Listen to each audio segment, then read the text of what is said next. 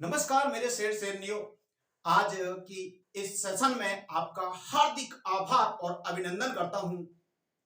मैं उम्मीद करता हूं आप सभी स्वस्थ होंगे और मस्त होंगे।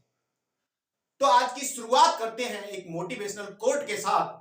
न पूछो कि मेरी मंजिल कहां है, न पूछो कि मेरी मंजिल कहां है, अभी तो सफर का इरादा किया है। न हारूंगा हौसला उम्र भर, ये मैंने खुद से वादा किया है। तो आज की शुरुआत करते हैं। देखिए, जो 10th बोर्ड के लिए जो चैप्टर नंबर 7 है, द्विविम निर्देशांक ज्यामिति, यहां से क्या आने वाला है दोस्तों, मैं आपसे जो महत्वपूर्ण पॉइंट हैं वो उनके बारे में आपको डिस्कस करने वाला हूं। तो यहां पर सबसे पहले हम बात करते हैं द्विविम निर्देशांक ज्यामिति में अक्षों की। तो दोस्तों देखिए, यहां पर ये आपका एक्स अक्ष है, ये आपका एक्स अक्ष है और ये है दोस्तों आपका वाई अक्ष। तो सबसे पहले जो दोस्तों यहां पर जो प्रश्न बनता है, वो यहां पर जो प्रश्न बनता है, देखिए एक्स अक्ष, ये आपका एक्स अक्ष और दोस्तों ये है आपका वाई अक्ष। तो एक्स अक्ष और वाई अक्ष के प्रतिच्छेद बिंदु को यहां पर क्या कहते हैं, तो दोस्तों इसको हम क्या कहते हैं, मूल बिंदु कहते हैं। एक्स अक्ष और वाई अक्ष के प्रतिच्छेद बिंदु को मूल बिंदु कहते हैं। मूल बिंदु के निर्देशांक दोस्तों क्या होते हैं, 0 0 होती है। मूल बिंदु के निर्देशांक क्या होते हैं, 0 0 होते हैं। अब दोस्तों यहां पर एक समस्या रहती है कि ये 0 0 सही है क्या, ये 0 0, यहां पर एक ये है 0 0 और एक है आपका मझला कोष्ठक में 0 0। तो दोस्तों हमें याद रखना है कि आपका ये भी गलत है, ये भी गलत है और ये भी गलत है। तो मूल बिंदु के जो निर्देशांक होंगे, किसी भी बिंदु के जो निर्देशांक की अगर बात करें तो वो छोटे कोष्ठक में होंगे। छोटे कोष्ठक में आपको निर्देशांक जो होंगे वो सही होंगे। तो यहां पर ये 3 आंसर यहां बिल्कुल गलत हैं और आंसर आपका छोटे कोष्ठक में जो मूल बिंदु लिखे होंगे वो आपका आंसर होगा। यानी एक्स अक्ष और वाई अक्ष के प्रतिच्छेद बिंदु को मूल बिंदु कहते हैं और मूल बिंदु के निर्देशांक 0 0 होते हैं। कई बार आया हुआ प्रश्न है, ये 9th में भी आ सकता है, ये 10th में भी आ सकता है और ये 8th में भी आ सकता है कि मूल बिंदु के निर्देशांक क्या होते हैं। इसके बाद हम शुरुआत करते हैं दोस्तों इसके बिंदु के चतुर्थांश की। तो ये जो चतुर्थांश है इसको हम फर्स्ट चतुर्थांश बोलते हैं और इसको बोलते हैं सेकंड चतुर्थांश। इसके बाद दोस्तों बात करते हैं, ये है आपका थर्ड चतुर्थांश और इसके बाद बात करते हैं, ये है आपका फोर्थ चतुर्थांश। तो दोस्तों ये 4 चतुर्थांश हैं। इन चतुर्थांशों में सबसे पहले आपको ये पता होना चाहिए कि फर्स्ट चतुर्थांश में जो निर्देशांक होते हैं वो कैसे निरूपित किए जाते हैं। तो ये देखिए, ये फर्स्ट चतुर्थांश, इसमें देखिए ये जो एक्स अक्ष है इधर है धनात्मक, यानी सारे के सारे इधर जो चिन्ह होंगे वो धनात्मक, तो इसको बोलते हैं धनात्मक एक्स अक्ष। इधर अगर बात करते हैं तो ये है आपका दोस्तों ऋणात्मक एक्स अक्ष।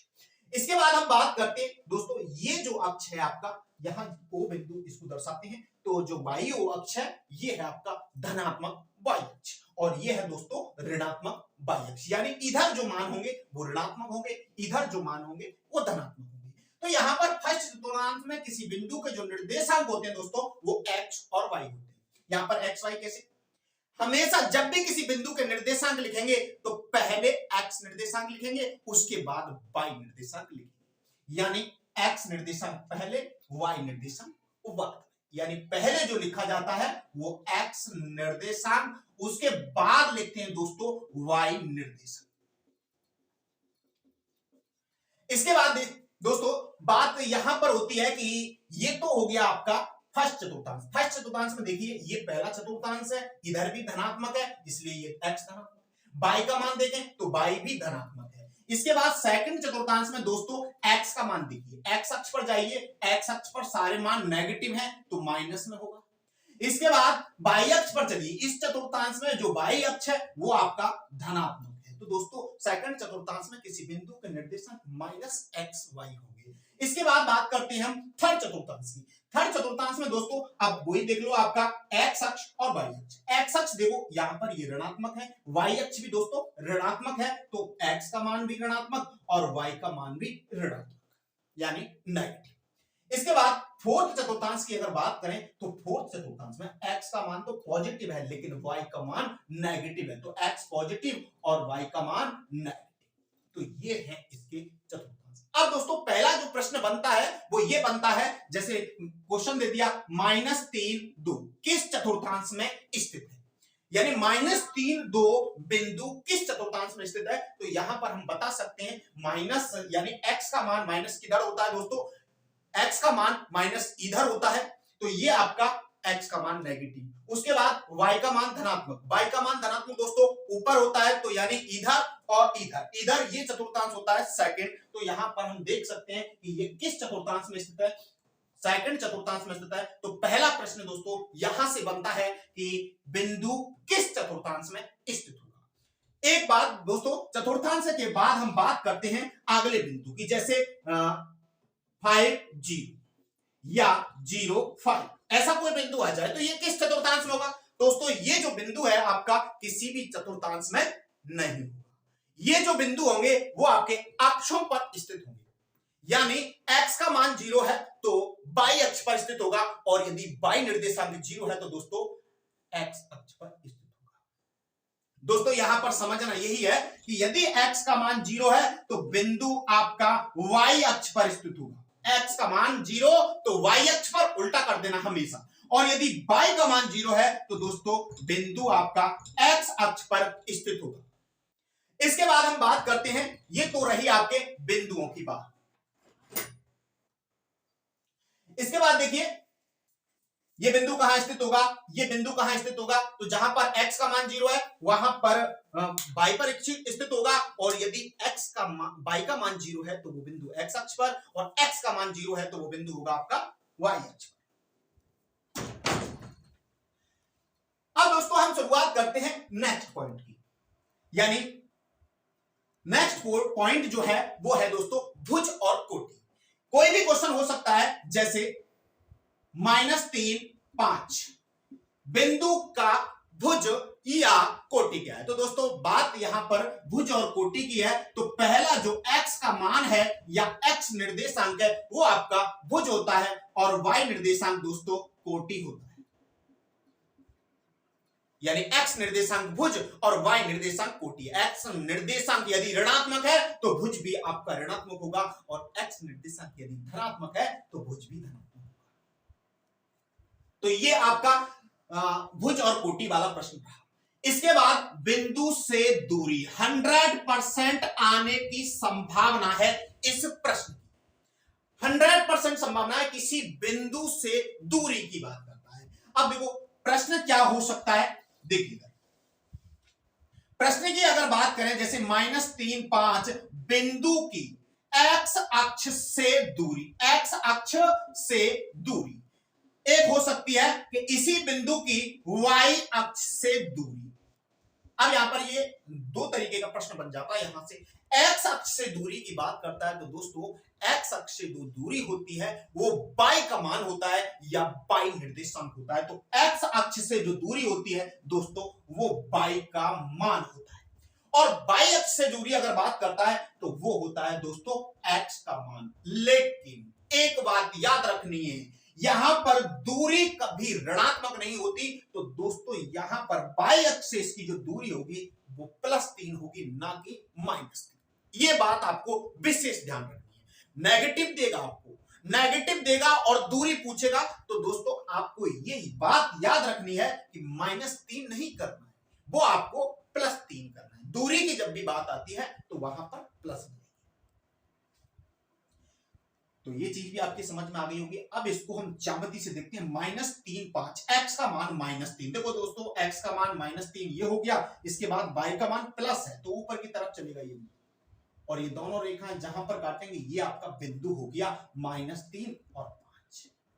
अब दोस्तों हम बात करते हैं इसकी सिंपल ज्योमेट्री से कि भाई x अक्ष से कितनी दूरी है। अब देखो ये आपका x अक्ष है, और ये दोस्तों इसकी दूरी है, ये यहां से यहां तक की दूरी है। अब इस दूरी को मापेंगे कैसे भाई साहब, इसको मापेंगे हम y अक्ष से। तो देखो ये जो दूरी है जितनी यहां से यहां तक है उतनी यहां से यहां तक होगी, तो यहां से यहां तक की जो दूरी है वो 5 है, तो दोस्तों ये दूरी भी आपकी 5 है। तो यानी x अक्ष से जो दूरी है वो कितनी है दोस्तों 5 है, और अगर बाह्य अक्ष से दूरी पूछता है तो ये जो दूरी है वो वाई अक्ष से दूरी है, क्योंकि ये आपका बाह्य अक्ष, ये बिंदु रहा, ये जो दूरी होगी वो आपकी 3, -3 नहीं 3, दूरी कभी ऋणात्मक नहीं होती। इसके बाद हम बात करते हैं एक्स अक्ष पर स्थित बिंदु की कोटि और बाह्य अक्ष पर स्थित बिंदु का भुज। ये दूरी वाला सवाल विशेष ध्यान रखना है, ये 100% आपकी परीक्षा में एक प्रश्न यहां से आएगा। हाँ, अब देखिए एक्स अक्ष पर स्थित बिंदु की कोटि। अब देखो एक्स अक्ष पर यदि कोई बिंदु है तो एक्स अक्ष पर यदि बिंदु स्थित है तो उसका बाई निर्देशांक 0 होता है, यानी एक्स अक्ष पर बिंदु स्थित है तो वहां पर आपका बाई का मान 0 होता है यदि एक्स अक्ष पर स्थित है तो, और यदि बिंदु बाई अक्ष पर स्थित है तो x का मान 0 होता है, y का मान 0 नहीं होता है। अब दोस्तों भुज और कोटि की बात, तो x का मान तो भुज होता है और y का मान कोटि होती है, तो ये चीज आपके समझ में आ गई तो आप भुज और कोटि भी निकाल देंगे। x अक्ष पर स्थित बिंदु की कोटि, x अक्ष पर स्थित बिंदु की कोटि, कोटि y का मान, तो कोटि क्या होती है दोस्तों, x अक्ष पर अगर कोटि की बात करता है तो 0, और बाई अक्ष पर अगर भुज की बात करता है तो बाई अक्ष पर भुज का मान भी दोस्तों क्या होता है, 0 होता है। ये तो आपका भुज होता है और ये होती है आपकी कोटि, ये आपका भुज होता है और ये होती है कोटि। तो यहां से जो अगर सवाल पूछा तो ऐसे ही पूछेगा, एक्स अक्ष पर स्थित बिंदु की कोटि क्या है, तो एक्स अक्ष पर स्थित बिंदु की कोटि यानी बाई का मान 0 होगा, और बाई अक्ष पर स्थित बिंदु का भुज पूछेगा। यहां से 100% अगर प्रश्न पूछा तो इन दोनों में से इसी तरीके से ही पूछेगा, यानी बाई अक्ष पर जो कोटि होती है, भुज होता है, वो आपका 0 होता है। तो दोस्तों यहां पर भुज और कोटि दोनों की बात हो गई। अब बात रहती है यानी समांतर रेखा या लंबवत रेखा कैसे निकालें। अब देखो जैसे यहां पर x बराबर 3, ये जरूरी नहीं है यहां 3 दे दे, कोई भी संख्या दे दे, माइनस में दे दे भले ही, या प्लस में दे दे, कुछ भी दे दे, या इसके स्थान पर k दे दे। x का मान जरूरी नहीं है माइनस में 3 दे दे, x का मान जरूरी नहीं है प्लस में संख्या दे दे, यहां पर जरूरी नहीं है कोई संख्या ही दे, k दे दे, अचर संख्या a b c d कुछ भी दे दे। तो यहां पर आपको क्वेश्चन करेगा कि x बराबर k या x बराबर -3 या x बराबर 5 रेखा की रेखा x बराबर 3 रेखा किस अक्ष के लंबवत और किस अक्ष के समांतर। दो प्रश्न बनते हैं, किस अक्ष के लंबवत और किस अक्ष के समांतर होगी। ये समांतर का चिन्ह है, ये लंबवत का चिन्ह, वह आपके लिखा हुआ है। तो दोस्तों रेखा x बराबर k हो या x बराबर -3 हो या x बराबर 5 हो, ये रेखा किस अक्ष के लंबवत होगी और किस अक्ष के समांतर। तो अब हम यहां से देखते हैं कि x बराबर 5 रेखा खींच लेते हैं। x का मान 5 कहां है दोस्तों, अगर हम बात करते हैं x बराबर 5 तो ये आपकी रेखा होगी भाई, x बराबर 5, यहां पर इस रेखा पर हमेशा x का मान 5 होगा। यहां अगर बात करें तो यहां पर भी x का मान 5 है, यहां अगर बात करें तो यहां भी x का मान 5 है, तो x बराबर 5 रेखा हो गई। अब दोस्तों हम बात करते हैं ये किस अक्ष के लंबवत है और किस अक्ष के समांतर।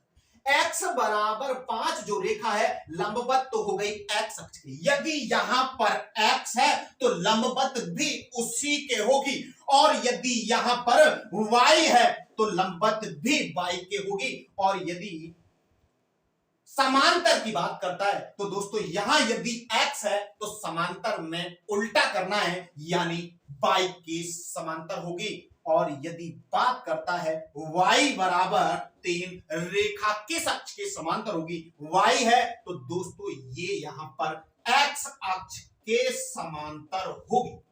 यानी समांतर में आपको क्या करना है, समांतर में x दिया हुआ है तो y कर देना है, y दिया हुआ है तो x कर देना है। वही सिस्टम दूरी का है, दूरी में अगर x अक्ष से दूरी पूछता है तो y का मान बताना है, और y अक्ष से दूरी पूछता है x का मान बताना है।